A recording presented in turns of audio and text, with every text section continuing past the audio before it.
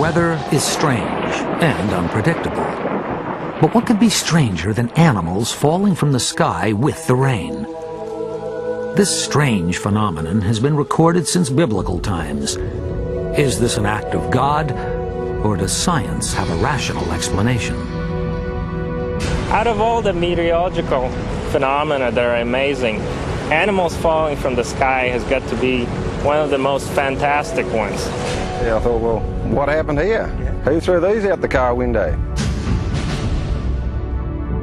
Animal X travels to Ipswich in Queensland, Australia to speak to Harold Deegan, who has witnessed firsthand animals falling from the sky. Harold and his wife Deborah Deegan have lived in Ipswich all their lives. This isolated community is a most unlikely place to experience a fish fall. I was thinking about going down to the house for dinner from the shed. And they just push straight down on the ground. And it was probably 80 foot across, 20 foot long, all these little tiny fish. I thought, well, wow, where did they come from? You know, you look up and surely not out the sky.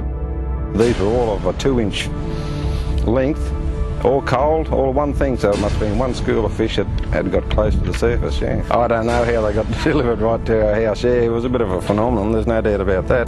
The Deegans is not an isolated case. There have been hundreds of incidences all around the world. Oliver Crimmen is curator of fishes at the Natural History Museum in London. He has investigated a number of reported cases in Britain. In 1984, people phoned the museum with reports of fishes falling from the sky in London, and an investigator went to somebody's house in East Ham in London and retrieved fishes from the roof. They are flounders and smelt. Looking at them, these fish, although different shapes, a long thin smelt and a flat flounder, they're of approximately the same weight, so one could imagine they might be graded out as they were lifted from the water surface. Professor Robert McKinnell is one of the world's leading amphibian experts. There are all kinds of folk tales about amphibians, and a common one is a rain of frogs. I will attempt to make an explanation for you. Here in benign North America, we do have some real weather. I come from an area that's known as Tornado Alley, and tornadoes can really whip up a storm. If this tornado or this whirlwind, a ferocious whirlwind, should go over a pond that has frogs that will suck up water, and someplace the frogs will come out of the sky. Professor Marcin Zamoski from the Nevada Desert Institute is a meteorological expert. He believes that the answer comes from nature.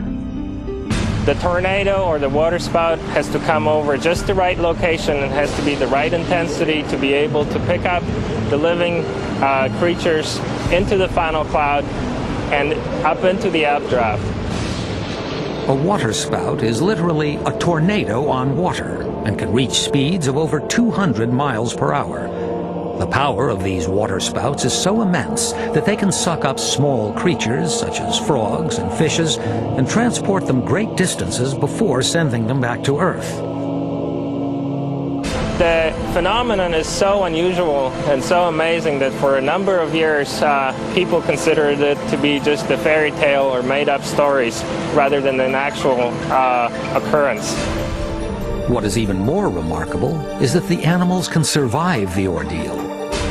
Fish are quite tough. It's not impossible that a fish would survive that journey.